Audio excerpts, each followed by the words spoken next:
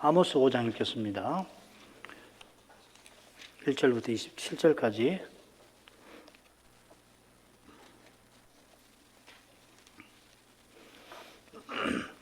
이스라엘 족속아, 내가 너희에게 대하여 애가로 지은 이 말을 들으라.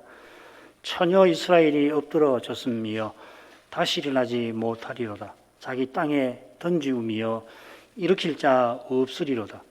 주 여호와께서 가라사대 이스라엘 중에서 1000명이 나가던 성읍에는 100명만 남고 100명이 나가던 성읍에는 10명만 남으리라 하셨느니라.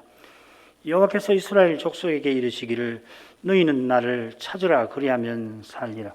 베델을 찾지 말며 길갈로 들어가지 말며 브엘세바로도 나아가지 말라. 길갈은 정녕 사로잡히겠고 베델은 허무하게 될 것임이라 하셨나니 너희는 여호와를 찾으라 그리하면 살리라. 염려컨대 저가 불같이 요셉의 집에 내리사 멸하시리니 베델에서 그 불을 끌 자가 없을까 하노라. 공법을 인진으로 변하며 정의를 땅에 던지는 자들아, 묘성과 삼성을 만드시며 사망의 그늘로 아침이 되게 하시며 백주로 어두운 밤이 되게 하시며 바닷물을 불러 지면에 쏟으시는 자를 찾으라. 그 이름이 여호와시니라. 저가 강한 자에게 호련히 패망이 임하게 하신즉 그 패망이 산성에 미치느니라. 무리가 속문에서 책망하는 자를 미워하며 정직히 말하는 자를 싫어하는도다. 너희가 가난한 자를 밟고 저에게서 미래 부당한 세를 취하였은즉 너희가 비록 다듬은 돌로 집을 건축하였으나 거기 거하지 못할 것이요 아름다운 포도원을 심었으나 그 포도주를 마시지 못하리라. 너희의 허물이 많고 죄악이 중함을 내가 아노라. 너희는 의인을 학대하며 뇌물을 받고 성문에서 궁핍한 자를 억울하게 하는 자로다. 그러므로 이런 때에 지혜자가 잠잠하나니 이는 악한 때임이니라. 너희는 살기 위하여 선을 구하고 악을 구하지 말지어다. 만군의 하나님 여호와께서 너희의 말과 같이 너희와 함께 하시리라. 너희는 악을 미워하고 선을 사랑하며 성문에서 공의를 세울지어다. 만군의 하나님 여호와께서 혹시 요셉의 남은 자를 긍휼히 여기시리라. 그러므로 주 만군의 하나님 여호와께서 말씀하시기를 사람이 모든 광장에서 울겠고 모든 거리에서 오호라 오호라 하겠으며 농부를 불러다가 애곡하게 하며 울음꾼을 불러다가 울게 할 것이며 모든 포도원에서도 울리니 이는 내가 너희 가운데로 지나갈 것임이니라. 이는 여호와의 말씀이니라. 화에 설진저 여호와의 날을 사모하는 자여 너희가 어찌하여 여호와의 날을 사모하느뇨. 그날은 어둠이요 빛이 아니라 마치 사람이 사자를 피하다가 곰을 만나거나 혹 집에 들어가서 손을 벽에 대었다가 뱀에게 물림 같도다. 여호와의 날이 어찌 어두워서 빛이 없음이 아니며 캄캄하여 빛남이 없음이 아니냐. 내가 너희 절기를 미워하여 멸시하며 너희 성회들을 기뻐하지 아니하나니 너희가 내게 번제나 소제를 드릴지라도 내가 받지 아니할 것이요 너희 살찐 희생의 화목제도 내가 돌아보지 아니하리나. 내 노래 소리를 내 앞에서 그칠지어다. 내 비파 소리도 내가 듣지 아니하리라. 오직 공법을 물같이 정의를 하수같이 흘릴지로다. 이스라엘 족속아, 너희가 40년 동안 광야에서 희생과 소제물을 내게 드렸느냐. 너희가 너희 왕 식굿과 너희 우상 기윤 곧 너희가 너희를 위하여 만들어서 신으로 삼은 별 형상을 지고 가리라. 내가 너희를 다메섹 밖으로 사로잡혀 가게 하리라. 이는 만군의 하나님이라 일컫는 여호와의 말씀이니라.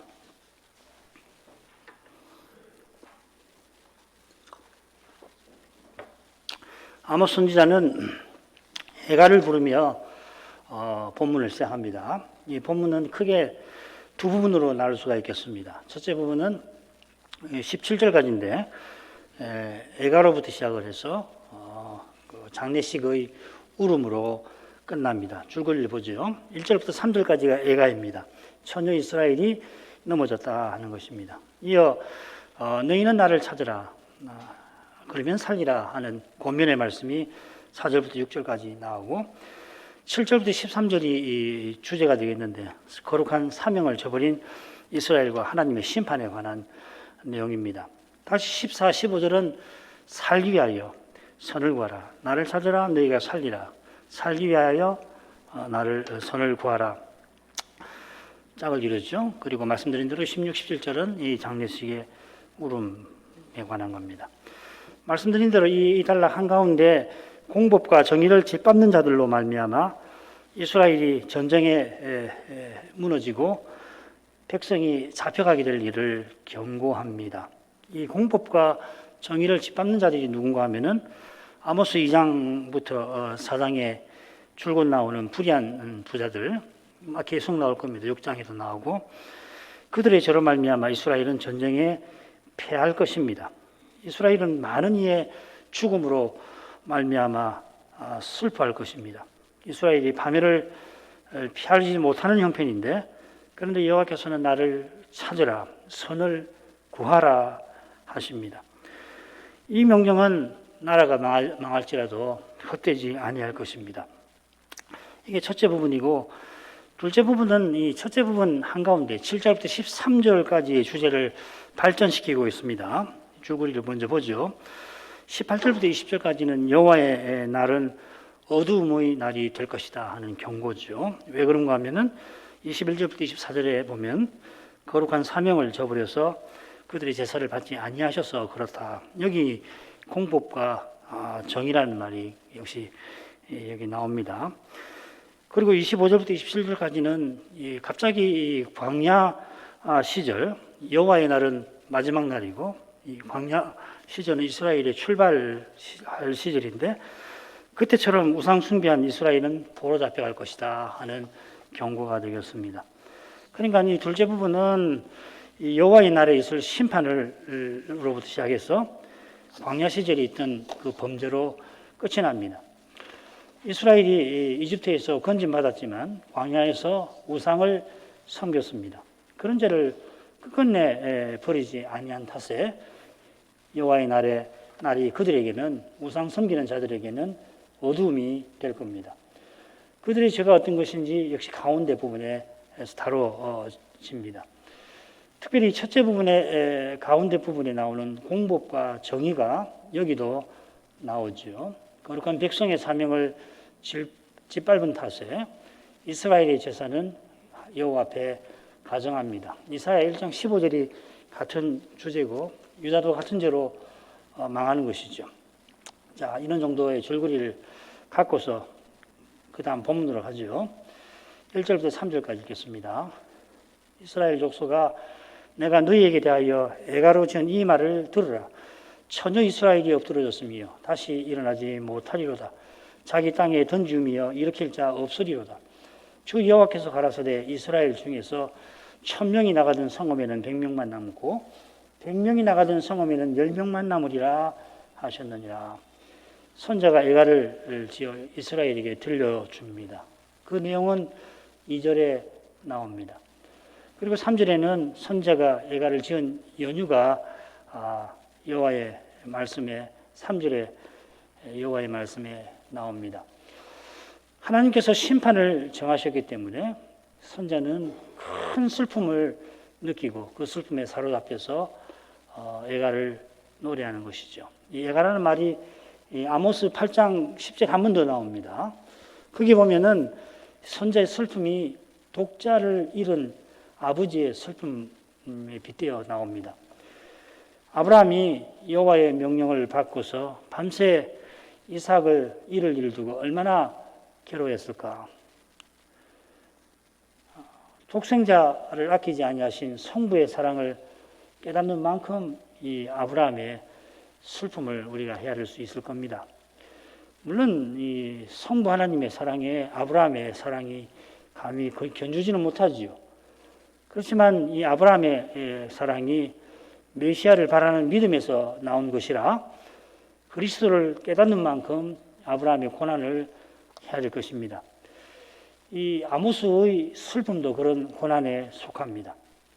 언약의 나라는 뭐 어떻게든 상관없고 나와 내 가족만 평안하면 그만이라 생각하는 사람은 곧 여호와의 심판을 당하더라도 그러니까 재앙을 만나지만은 자신들이 안긴 선지자의 고난을 헤아리지 못할 것입니다. 똑같이 포로로 잡혀가더라도 전혀 다르게 되는 것이죠. 선지자의 슬픔은 처녀 이스라엘이 넘어짐에 엎드러짐에 있습니다. 이스라엘을 처녀라 부르는 사실에 주목할 만합니다. 이게 생각보다 많이 나오진 않습니다. 호세아에서는 이스라엘이 남편을 버린 음란한 여인이지요. 호세아의 이스라엘이 아모스가 활동하던 바로 그 이스라엘입니다. 같은 시대 여로보암 2세 때지요. 아모스는 예레미야처럼 범죄하여 멸망할 이스라엘을 처녀라 부릅니다. 이 처녀 이스라엘이라는 표현이 예레미야에 몇 번 나옵니다. 또 처녀 시온, 처녀 유다라는 말도 예레미야와 애가가 씁니다. 이 표현은 이스라엘이 이방 나라에 아직은 짓밟히지 않은 것을 가리키긴 하겠습니다만은 결국은 이스라엘이 장차 여호와 메시아와 혼인할 일을 가리킬 것입니다. 호세아 2장 19절이 그것이죠. 내가 네게 장가들어 영원히 살 것이다. 이 약속하신 혼인은 재혼이 아닙니다. 여호와께서 새 이스라엘을 순결한 처녀로 만들어서 혼인하시는 겁니다. 이 일이 여호와의 종이 되신 여호와 곧 그리스도의 십자가와 부활에서 이루어진 그 일입니다. 그러나 지금 이스라엘은 심히 가증한 일을 행했습니다. 이 예레미야 18장 13절의 이 가증한 일은 거짓 선지자들의 간음, 곧 바알 숭배와 같은 것입니다. 이제는 여호와의 심판을 피할 수가 없습니다. 그래서 이스라엘은 다시 일어나지 못한다 하셨습니다. 하나님께서 호세아를 통해서 이스라엘을 내 백성이라 부르지 아니하시면 내 백성 아니라 하십니다. 로암미지요. 그처럼 이스라엘이 자기 땅에 던지옵니다. 작은 글씨는 댁에 돌아가서 읽어보시기 바랍니다. 여호와께서 심판하시기 때문에 넘어지고 던져진 이스라엘을 다시 일으켜 세울 자가 없습니다. 이 사실이 다음 부분 5절에서 다루어질 텐데 거기서 좀 더 생각해 보죠. 선자는 이런 일이 있게 되는 이유를 3절에서 언급합니다. 그 이유는 단연 주 여호와께서 가라사대 주 여호와께서 이렇게 말씀하셨으니 하는 데 있습니다. 이 표현이 자주 나오죠. 여호와께서 주로서 말씀하셨으니 말씀하신 대로 이루어집니다. 여호와란 언약을 이루시는 하나님을 가리키는 이름인데 그분은 대주제의 능력으로 이루십니다. 예컨대 주의 말씀은 그런 능력이 있습니다. 주의 말씀은 사람의 말과 전혀 다릅니다. 사람의 말은 아무 힘이 없습니다. 죽음 앞에서 그 정체가 드러나죠. 무력함이. 평소에는 사람의 말이 힘 있는 것처럼 보이지만은 죽음 앞에 가면 아무것도 아니라는 것이 드러납니다. 그러니까 여호와를 경외해서 죽음의 두려움을 이기는 사람은 사람을 두려워하지 않을 수가 있게 되는 거죠. 사람의 마음에서 나온 사람의 말은 절대로 이루어짐이 없습니다. 사람의 뜻은 절대로 이루어지지 않습니다. 그러나 하나님 마음에서 나온 말씀, 비밀이죠. 아모스 3장 7절에 있는 신약의 비밀이신 그리스도와 연결되는데 그 말씀은 반드시 이루어집니다. 선자가 지금 애가를 부를 때 그 애가를 듣는 불의한 부자들은 어떻게 생각하고 선자를 어떻게 대했을까요? 제사장 아마시아가 한 걸 보면은 그들도 이 아마시아와 함께 선자를 조롱하고 협박했을 겁니다. 이 조롱, 말로 하는 조롱과 협박이 그 사람의 깨와 힘을 가리키죠. 사람의 깨와 힘은 자기 세상을 이루고자 하는 육신과 딱 붙어 있습니다. 그래 성신으로 행하는 자는 선자는 고난을 받는 것입니다. 그의 고난이 실은 그의 이김입니다. 선자가 조롱과 핍박에도 여호와의 말씀을 다 전하는 거기서 이미 말씀은 이루어져 가는 것입니다. 그처럼 그 말씀대로 이스라엘은 넘어집니다. 1000명이 나가던 성읍에는 100명만 남으리라. 이 1000명이 나간다는 말은 1000명으로 이루어진 군대가 전쟁에 나서는 것을 가리킵니다. 1000명이 전쟁에서 900명은 죽고 100명만 남습니다. 이스라엘이 대패할 것입니다. 100명이 남는 것이 천만다행입니다. 사실은 천만다행이 아니라 하나님의 무한 자비하심입니다. 본래는 남는 이가 없어야 하는데 하나님께서 남기시는 겁니다. 우리의 죄만 생각하면 우리 모두는 이미 지옥에 가 있어야 합니다. 우리 스스로는 멸망하는 이스라엘과 보다 나을 게 없습니다. 두 번째 부분 들어가죠. 4절부터 6절까지 여호와께서 이스라엘 족속에게 이르시기를 너희는 나를 찾으라 그리하면 살리라. 베델을 찾지 말며 길갈로 들어가지 말며 부엘세바로도 나아가지 말라. 길갈은 정령 사로잡히겠고 베델은 허무하게 될 것임이라 하셨나니 너희는 여호와를 찾으라 그리하면 살리라. 염려컨대 저가 불같이 요셉의 집에 내리사 멸하시리니 베델에서 그 불들을 끌 자가 없을까 하노라. 다시금 선자는 여호와의 말씀을 전하지요. 여호와께서 이르시기를 이스라엘에게 나를 찾으라고 권하십니다. 그 이유가 5절에 나옵니다. 또 6절에서는 선자가 이 여호와의 말씀을 받아가지고서 너희는 여호와를 찾으라 합니다. 이어서 똑같이 그렇게 해야 할 이유를 비슷하게 전하고 있습니다. 이스라엘이 심판을 피할 수 없는데도 여호와께서 너희는 나를 찾으라 그리하면 살리라 하십니다. 어떤 심정으로 이렇게 말씀하시는지 전쟁에서 10분의 1을 남기시는 시겠다는 거기서 잘 드러나고 있습니다. 하나님은 실로 무한자비하십니다. 우리의 구원은 원하는 자로 말미암음도 다른 박질하는 자로 말미암음도 않고 오직 긍휼히 여기시는 하나님으로 말미암습니다. 여호와께서 이런 사랑으로 너희는 나를 찾으라 하십니다. 이스라엘 백성 중에 10분의 9가 이미 선제의 말씀을 듣지 않았습니다. 지금도 선자가 전하는데도 그를 조롱하고 협박합니다. 하지만 듣는 이가 있습니다. 그들이 몇이나 될지는 모릅니다마는 하나님께서 듣게 하십니다. 여호와께서 엘리야가 갈멜산에서 큰 승리를 거둔 직후에 놀랍게도 나만 남았습니다. 실패입니다. 나의 사역은 실패입니다 하고 고백하는데 그런 그에게 바알에게 무릎을 꿇지 아니한 7,000일을 내가 남기리라 하셨습니다. 엘리야가 자기 기대와 달리 이 백성이 달라지지 아니하자 큰 실패라고 생각한 거죠. 그러나 엘리야를 쓰신 하나님께서 7,000인도 원하는 대로 쓰시는 겁니다. 사람의 눈에는 이 7,000명이 있으나 마나한 것 같지만은 그런 그들을 통하여 하나님께서 기이한 사랑의 영광을 드러내십니다. 바울 사도가 그 점을 로마서 11장에서 강조하는 거죠. 이제도 그 영광을 드러내십니다. 여호와께서 자기를 찾는 자들을 일으키실 겁니다. 사람의 눈에는 여호와를 찾을 수 없는 현실인데 거기서 그들이 여호와를 찾게 하시고 사람의 눈에는 죽음과 다름없는 현실에서 그들이 참된 생명을 누리게 하실 것입니다. 그 증거가 시편 29편입니다.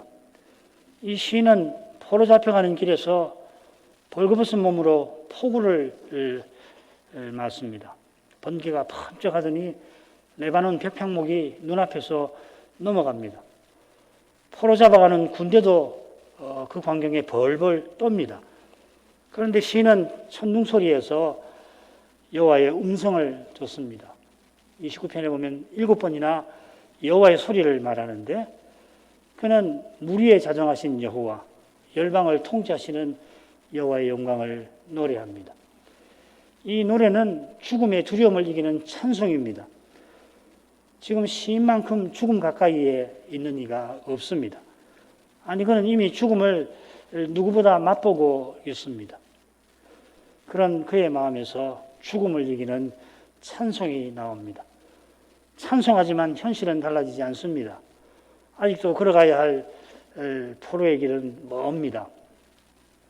그 길이 끝날 때에 그는 우상 섬기는 이방인에게 노예가 될 것입니다. 포로에서 돌아오게 하실 약속은 여전히 먼 미래입니다. 그 종살이 할 때에 때로는 그 미래가 영영 오지 않을 것처럼 보일 것입니다. 그러나 그가 걸어가는 걸음걸음이 헛되지 않습니다. 폭우 속에서 내딛는 걸음이 얼마나 무거웠겠습니까마는 그 걸음의 의미가 주의 나라에서 주의 거룩한 역사에서 결코 가볍지 아니합니다. 사람의 눈에 아무 보장이 없는 미래를 향하여 믿음으로 걷는 걸음은 반드시 약속이 이루어지는 장래로 이어질 것입니다. 성신의 인도를 받아가는 걸음이 사망의 음침한 골짜기에서 특별히 귀한 법입니다. 죽음이 드리운 거기서 영원한 생명이 그 걸음에서 빛나는 것입니다. 그 걸음 자체만 보면은 뭐 별로 다를 걸 모르잖아요. 그죠? 걸음 무슨 결과를 내는 건 아니잖아요. 그러나 주께서 그 걸음들을 빛나게 하십니다. 성신의 인도를 받는 이런 걸음이 우리 시대에 우리에게 어느 시대보다 우리에게 절실합니다. 주님의 약속만을 딱 믿고서 캄캄한 현실을 향하여 한 걸음씩 한 걸음씩 걸어가야만 저 두려운 시대도 뚫고 갈 것입니다. 다른 방법 없습니다. 한 걸음씩 한 걸음씩 그 시대를 향해서 걸어가고 그 시대를 뚫고 가는 법이지 단번에 통과하는 법도 없고 피해갈 길은 더욱도 없습니다.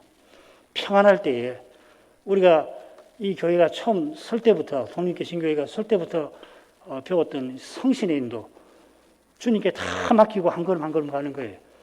목표를 어디에 도달하게 하실지 주님만 아시지만은 주님께 다 맡기고 가는 것이에요. 그런 신앙만이 이 시대를 다가올 두려운 시대를 이길 것입니다. 여호와께서 나를 찾으라 하시고 베델을 찾지 말라 하십니다. 베델에 세워진 금송아지는 여호와를 새긴 것이지만은 여호와는 결코 아닙니다. 베델을 찾는 것은 여호와를 찾는 것이 아닙니다. 사람의 깨와 힘을 찾는 것입니다.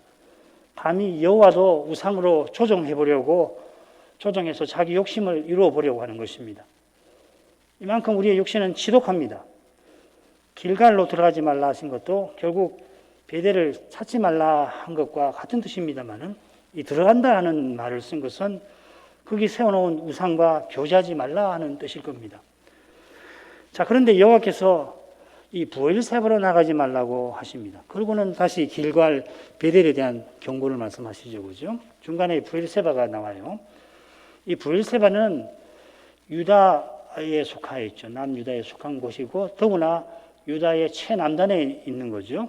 그래 전체 이스라엘 영토를 표시할 때 저기 북단에서 남쪽 부엘세바까지라고 표시하지 않습니까? 이 부엘세바는 아브라함이 붙였던 지명입니다. 아브라함이 거기서 그랄 왕 아비멜렉과 언약을 맺고 서로 맹세를 했다 해서 그곳을 맹세의 우물과 관련해서 언약을 맺은 거 아닙니까? 그래서 부엘, 우물이란 말이고 쉐바 하면은 맹세라는 말이거든요. 맹세의 우물이라 불렀습니다. 아브라함이 이 일 후에 에셀나무를 거기 심고 거기서 하나님의 이름을 불렀습니다. 거기 단을 쌓은 것입니다. 요시야 왕이 훗날 개혁할 때, 그러니까 이스라엘이 망하고 한 100년 지나서 이 부엘세바의 산당을 헐었다 하였습니다. 북이스라엘이 실제로 거기까지 찾아갔는지 잘 모르겠습니다만은 아모스 8장을 보면 이스라엘이 부엘세바에 위하는 곳에 생존을 가리켜 맹세하는 일이 있었다. 이 생존을 가리켜 맹세한다는 말은 하나님의 사심으로 맹세한다는 말인데 그렇게 표현하지 않고 부엘세바에 위하는 것에 생존이라 했습니다. 부엘세바까지 갈 정도라면은 마땅히 중간에 있는 예루살렘 성전까지 얼마든지 갈 만하죠. 중간도 아닙니다. 예루살렘이 북쪽에서 시작이 더 가깝습니다. 그런데 그 성전에 계시는 여호와를 찾지 아니하니까 성전을 지나쳐 버리는 것입니다. 지나친 이유는 여로보암 1세의 죄가 여로보암 2세 때도 여전한 데에 있는 겁니다. 여로보암 1세의 죄는 북쪽 백성이 예루살렘 성전으로 가서 제사를 드리면은 자기 권력이 사라진다, 약해진다 생각하고서 단과 베델에 단을 만들고 금송아지를 섬기게 한 것입니다.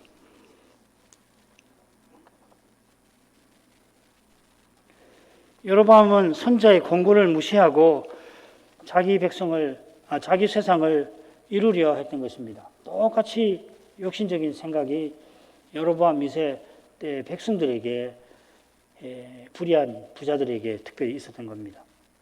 조금이라도 영험이 있다고 생각하면, 자기 행복에 도움이 된다고 생각하면 처음은 브엘세바로 나아갔던 것이죠. 그러나 사람의 꾀와 힘을 의지하는 것은 허망합니다. 길갈은 정령 사로잡히겠고 베델은 허무하게 될 것입니다.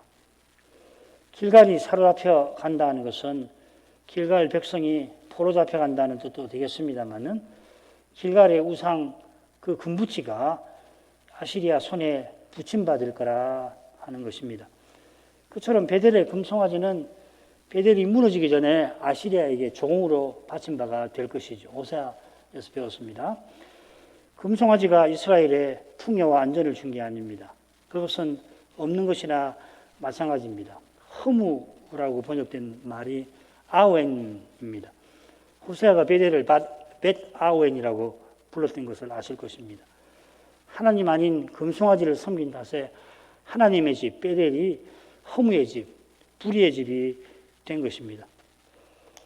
선자는 여호와의 말씀을 받아서 그대로 전합니다. 너희는 여호와를 찾으라. 그러면 살리라. 그처럼 이 명령을 따르지 않냐면 당할 일이 무엇인지를 이어 전합니다. 여호와께서 불같이 요셉의 집에 내리사 멸하실 것입니다. 요셉의 집은 에브라임과 므낫세 지파를 가리키죠. 그런데 이 에브라임이 북이스라엘을 대표합니다. 이 호세아 5장 3절 보면 에브라임은 내가 알고 이스라엘은 내게 숨기지 못하나니, 에브라임과 북이스라엘을 일치시킨 거죠. 요셉의 집이 이 베델과 짝을 이룹니다. 이 베델은 에브라임 지파에 속한 성읍이죠. 북이스라엘을 대표하는 요셉 집이 여호와의 심판을 받을 것이라 하는 말입니다. 그 심판은 불심판입니다. 이 심판은 헤렘법을 가리킵니다. 여리고를 멸하시듯이 심판하시는 것입니다. 요셉의 집을 멸하신다고 했는데 이는 불이 그 집을 삼킨다 하는 뜻입니다. 이 삼킨다는 말을 멸한다고 번역했습니다. 그 불 끌 자는 없습니다. 그 다음 세 번째 가겠습니다. 7절부터 13절까지인데 이 부분의 흐름을 알기가 실은 쉽지가 않습니다. 원래 어렵습니다. 게다가 한글 개역 성경이 9절에서 여호와를 찾으라 하고서 이 원문에 없는 말을 찾으라고 넣어가지고서 흐름을 알기 힘들게 만들고 있습니다. 그래서 우리는 다음과 같은 순서로 이 부분을 살필 겁니다. 7절에 공법과 정의를 짓밟는 자들이 나오고, 이어 8절과 9절에 창조주와 섭리주이신 여호와의 심판에 관한 내용이 나옵니다. 그리고 10절부터 13절은 공법과 정의를 짓밟는 그 실제적인 현실이 어떤 것인가가 거기에 나옵니다.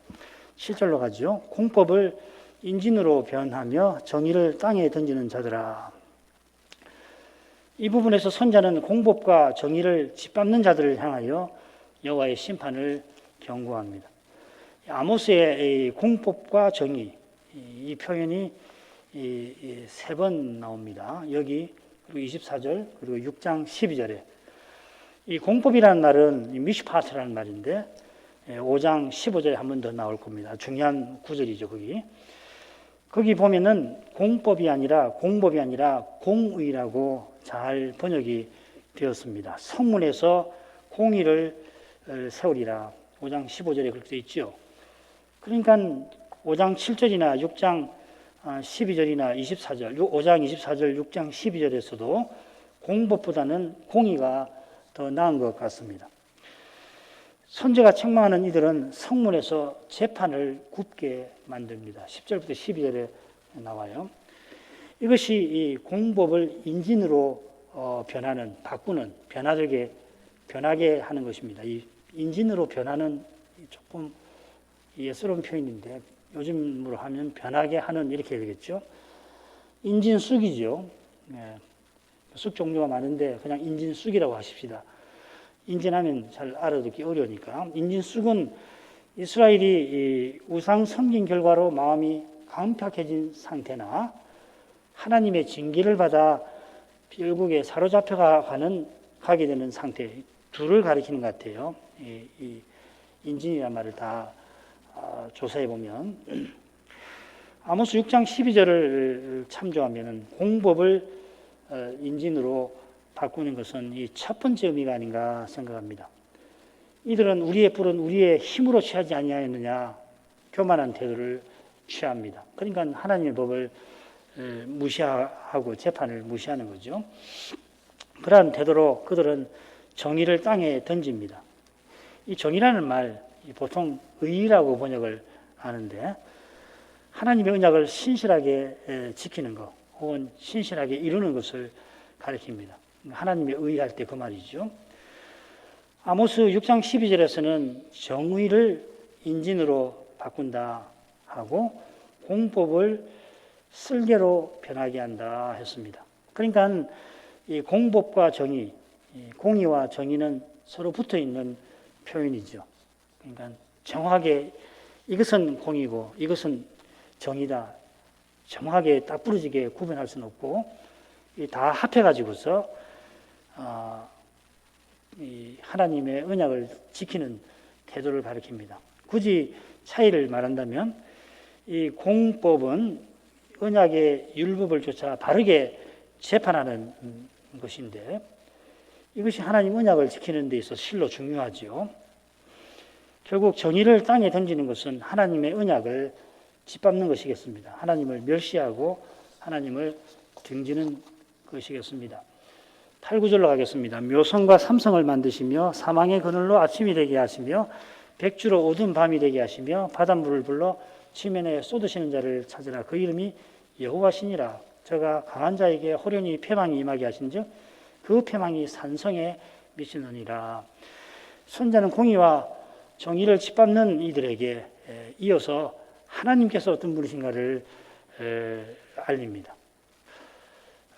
이 점을 좀 드러내 보려고 번역을 조금 고치면 이렇게 됩니다. 묘성을 만드시고 또 바닷물을 불러 지면에 쏟으시는 그분, 여호와가 그분의 이름이시라. 그분은 강한 자에게 패망이 임하게 하시도다. 이렇게 번역하는 게 좋을 것 같아요. 찾으라 이런 말을 넣으니까 조금 흐름을 깨버리는데 그걸 빼버리고 그러니까 그들이 공의와 정의를 짓밟는 것이 얼마나 두려운 일인지를 이 선자는 드러내려고 먼저 하나님이 얼마나 거룩하신 분인가를 한 호흡에 길게 알립니다. 묘성과 삼성을 만드시며 사망의 그늘로 아침이 되게 하시며 백주로 어두운 밤이 되게 하시며 바닷물을 불러 지면에 쏟으시는 그분 그리고 그 거룩하신 분께서 친히 심판하실 거다 이어 전하는 것입니다. 여호와께서는 묘성과 삼성을 만드신 분입니다. 묘성은 황소 자리에 있는 아름다운 성단이고 삼성은 우리가 잘 아는 오리온 자리입니다. 여호와께서 넷째 날에 별들을 만드셨습니다. 선자가 별들을 만드신 거 앞에서 지난 사장에서는 산을 만드신 거 기억나시죠? 그죠? 여기서는 별들을 만드신 것을 말하는데 아마도 이어 낮과 밤을 주관하시는 분임을 전하려고 하신 별들을 만드신 걸 언급한 것 같아요. 아울러서 26절에 보면 이스라엘이 광야 시절 식국과 기욤 우상을 섬긴 일을 책망하려는 것이기도 합니다. 이 식국과 기욤은 이 별들이죠, 그죠? 여기도 별이라고 나와 있죠, 성경에도. 이스라엘이 우상으로 섬긴 별들을 하나님께서 만드셨다 하는 겁니다. 창조주를 등진 이스라엘은 피조물을 섬길 뿐입니다. 별들을 창조하신 창조주께서 사망의 그늘을 아침이 되게 하고 백주를 어두운 밤이 되게 하십니다. 이 사망의 그늘이라고 번역을 했는데 여기서는 그냥 짙은 어둠이라고 새기는 게 낫습니다. 시편 23편에서는 사망의 그늘이라고 해야 되고요. 여기 중요한 표현이 뭐냐면 되게 한다 하는 말입니다. 이 표현이 이 바로 앞에 이 변하여라고 되어 있던가요?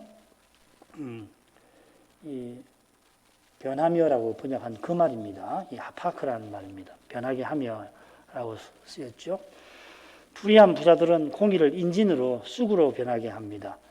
공의를 불의로 변질시킵니다. 그러나 창조주께서는 낮과 밤을 질서 있게 변화되게 하십니다.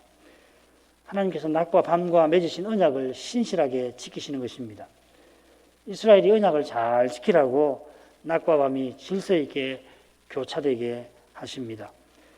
언약을 어긴 이스라엘의 죄는 그 점에서 결코 작지 않습니다.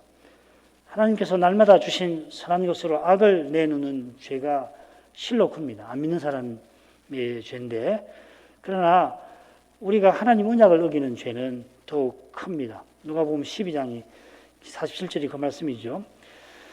그런 까닭에 하나님께서 바닷물을 불러 지면에 쏟으시곤 하는 겁니다. 이건 해일을 가리키는 것 같아요. 그처럼 바다, 곧 이방을 불러서 땅, 곧 이스라엘을 치게 하실 것을 이로써 선자는 상징합니다.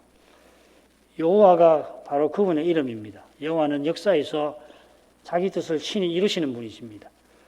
그 뜻을 이루려고 태초에는 세상을 창조하셨습니다. 사람이 타락한 후에 이스라엘을 불러서 그 뜻을 이루고자 하셨습니다. 이스라엘이 그 뜻을 저버린 탓에 여호와께서 심판하시는 것입니다. 그게 바로 9절의 의미이죠. 여기 강한 자와 산성이 나오는데, 이건 아마 궁궐 같은 저택을 짓고 자기 힘을 과시하는 불의한 부자와 그의 집을 가리키는 것 같습니다. 혹은 여로보암 시대에 이스라엘이 산성들을 세우고 자기 힘을 자랑하는 모습을 가리킬 수도 있을 것입니다. 저는 전제가 맞는 것 같아요. 사람의 힘을 자랑하는 교만을 하나님께서 철저히 낮추십니다. 호세아의 주제이기도 하죠. 아모스는 이 패망이라는 말을 거듭 사용하여서 하나님의 심판이 철저할 것이라고 경고합니다. 그러나 하나님께서는 친히 언약을 이루어 창조하신 뜻을 성취하십니다. 그것이 바로 그리스도의 십자가와 부활입니다. 부활하신 주님께서 자기 안에서 하나의 새로운 사람을 지어가시는 데에서, 주님의 교회를 세우시는 데에서 창조의 목적이 실현되어 가는 것입니다. 오늘만큼 하죠. 기도 제목이겠습니다.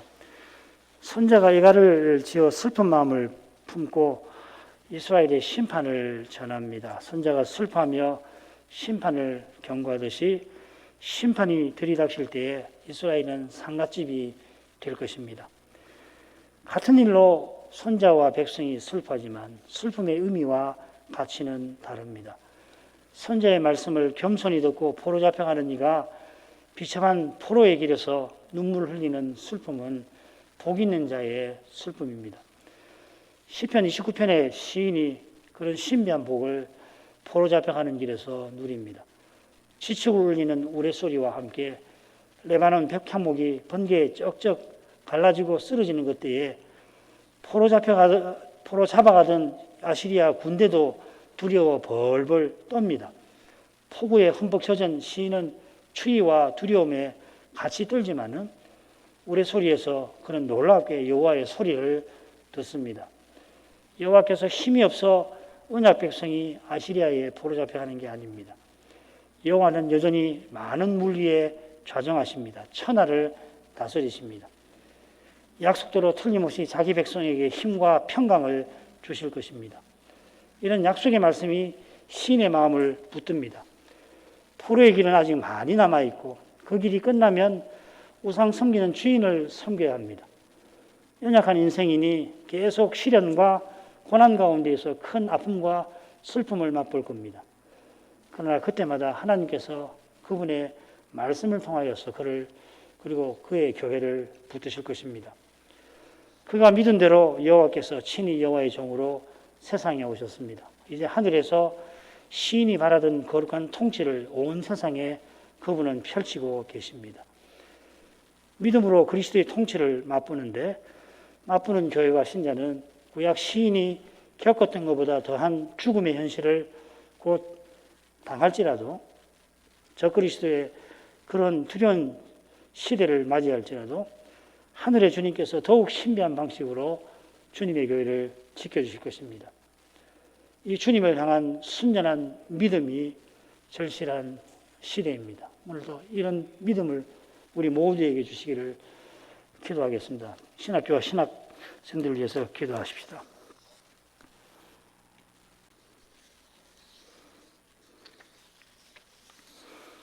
같이 기도하겠습니다. 걸어가신 아버지, 아모스 선지자가 어떤 현실에서 하나님 말씀을 전했는지 살피게 하십니다. 선자의 눈에 비치는 현실은 하나님의 말씀대로 이스라엘이 심판을 결코 피할 수 없는 현실이었습니다. 특별히 불의한 부자들이 거룩한 백성의 사명을 짓밟고서 자기의 행복과 안전을 위하여 가정한 제사를 드리고 있었습니다. 이사야 선지자가 전한 것처럼 손에 피가 가득한 채로 드리는 제사와 기도는 하나님께 가정한 것입니다. 하나님의 율법의 길을 돌이키는 태도로 기도하는 것도 그러합니다. 거룩한 법정에서 공의를 인진수구로 변하게 하는 것이야말로 정의를 땅에 던지는 것입니다. 하나님의 언약은 마음에 없고 자기 세상을 천년만년 이루어 보려고 하나님께도 제사를 그렇게 열심히도 드렸던 것입니다. 이것이 북이스라엘을 창건했던 여로보암의 죄라고 하셨습니다. 여로보암이 예루살렘 성전에 북쪽 백성이 가지 못하게 하려고 뼈들과 단에 금송아지 우상을 만들고 절기도 수정해버리고 제사장도 레인이 아니 그러한 일반 지파 사람들을 세워놓고서 그게 여호와를 섬기는 것이라고 했지만은 결국은 여로보암이 제사를 이용하여서라도 자기의 권력을 잃지 않고 자기 세상을 북쪽에 세워보려 했던 것입니다. 그런 악한 마음이 당연히 백성들에게도 나타났고 힘 있는 자들이 그런 악한 마음에 이끌려서 재판장에게 들어온 뇌물을 찔러주면서 힘없는 백성을 죄인으로 심지어 만들고 급기야 자기 종으로 만들어 학대하였습니다. 이러한 현실이니 선자가 말씀을 전할 때에 이들은 그 말씀을 듣지 아니하였습니다. 조롱하고 협박하면서 선자의 말을 막으려 했습니다. 제사장 아마샤가 아모스를 반역자라 하며 여로보암 이세에게 고발했고 아모스 들어 베델에서 예언하지 말라 협박하였습니다. 과연 이스라엘은 사람의 깨와 힘이 판치는 열방과 다르지 않았습니다. 하나님 나라가 나타나야 할 그곳에 세상이 나타나고 있었습니다. 선자가 전한 말씀을 사람의 힘과 꾀로 막으려 했지만 그러나 하나님 말씀은 능력이 있어 반드시 이루어질 것이라 선자는 전합니다. 그처럼 이스라엘이 반드시 멸망할 것이라 전하는 자리에서 아모스는 너희는 여호와를 찾으라 그리하면 너희가 살리라 하고 여호와의 말씀을 전하였습니다. 경고하신 대로 이스라엘이 1000명이 전쟁에 나가 900명은 죽게 만드시지만은 놀랍게도 100명은 남게 하실 것이라 하셨습니다. 엘리야 시대에 여호와께서 바알에게 무릎 꿇지 아니한 7000명을 남기리라 하셨던 그러한 사랑을 여로보암 시대에도 여전히 품고 계셨습니다. 그런 사랑이 있어 선자의 말씀을 겸손히 듣는 자들이 남아있게 하셨습니다. 그들이 여호와의 심판의 말씀에서 이미 큰 위로와 격려를 받게 하셨습니다. 부자들의 그 대저택이 천년만년 건재할 것처럼 보였지만 여호와께서 그 저택을 무너지게 하셔서 하나님의 언약을 이루실 것입니다. 그처럼 말씀을 듣는 이들도 불의한 자들과 함께 포로 잡혀가겠지만 그 길에서 여호와께서 약속의 말씀으로 그들을 붙들어 주실 것입니다. 우상 섬기는 주인을 섬겨야 하는 그때에도 인생은 연약해서 좌절하기 쉽겠지만 하나님 말씀은 능력이 있어 그들을 포로에서 돌아오게 하실 것입니다. 그 고난과 시련의 때에 그들이 탄식하며 구한 기도가 결코 헛되지 아니하게 하실 것입니다. 그 증거가 그리스도께서 마침내 오셔서 하나님 나라를 세우신 그것인 줄 압니다. 그들의 탄식이 겟세마네에서 그리스도께서 들으신 그 기도와 그리스도께서 십자가에 달리신 바로 그 사실로 말미암았던 것입니다. 오신 메시아를 바라는 믿음에서 탄식의 기도가 나온 것입니다. 하나님께서 오실 메시아를 간절히 기다리게 하셨습니다. 저희도 같은 믿음으로 다시 오시는 메시아를 간절히 기다리게 하옵소서. 아직 평안을 주시는 지금 저희가 아모스 선지자나 바울 사도와 같이 그리스도 하나님을 전심으로 의지하며 살게 하옵소서. 살고 죽는 것을 주님의 손에 의탁하고서 죄와 죽음의 현실을 담대히 대면할 수 있게 하옵소서. 그리하여 이 몸에서 우리에게서 그리스도의 영광이 나타나게 하시옵소서. 예수님의 이름으로 기도합니다. 아멘.